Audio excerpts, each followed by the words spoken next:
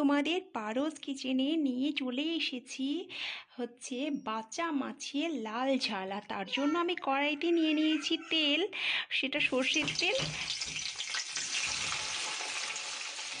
আর দিয়ে দিয়েছি হচ্ছে পেঁয়াজ কুচানো। আমি ওখানে 3টে মাঝারি সাইজের পেঁয়াজ নিয়েছি, সেটাকে কুচিয়ে নিয়ে ঠিক এইভাবে করে এবার ফ্রাই করব।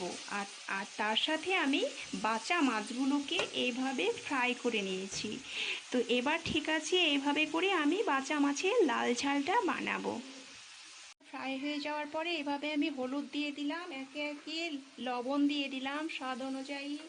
তারপর দিলাম হচ্ছে জিরে আর গোলমরিচের যে একটা গুঁড়ো, সেটাও দিয়ে দিলাম। আদা রসুনের পেস্ট দিয়ে দিলাম। শেষে এবার টমেটোর পেস্টটাকে দিয়ে দিলাম। টমেটোর পেস্টটাকে ভালোভাবে পেঁয়াজের সাথে এভাবে নেড়ে চেড়ে একটুখানি জল দিয়ে মাছগুলো ছেড়ে দেব। এইভাবে মাছের ছোট ছোট ডিমগুলো ওপর থেকে দিয়ে দিয়েছি। এইভাবে এবার গরম মশলাটাকে আমি এইভাবে ওপর থেকে দিয়ে দেব। এটা খুব নরম মাছ, মানে বেশিক্ষণ এটাকে সিদ্ধ করা দরকার নেই।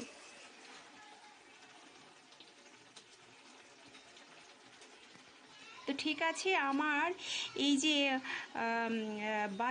বাঁচা মাছটা লাল ঝাল, সেটা আমি অলরেডি তৈরি করেই ফেললাম। তো আমি এটা এবার তোমাদের সামনে নিয়ে এসে দেখাচ্ছি। তোমাদের সামনে নিয়ে চলে এসেছি হচ্ছে বাঁচা মাছের লাল ঝোল।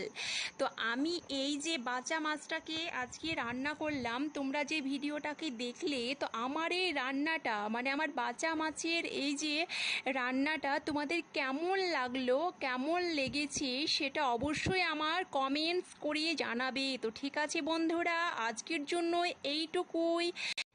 আমি যে মাছ থেকে যে ডিমগুলো বের করে নিয়েছিলাম, সেগুলোকে একটু ফ্রাই করে নিয়ে আমি মাছের সঙ্গে ঝোল করেছি। তো এই দেখো, এই ডিমগুলো মাছের ওপরেই আমি দিয়ে দিয়েছি, একটু ফ্রাই করে নিয়েছিলাম, একসঙ্গে আমি এগুলোকে রান্না করে নিয়েছি।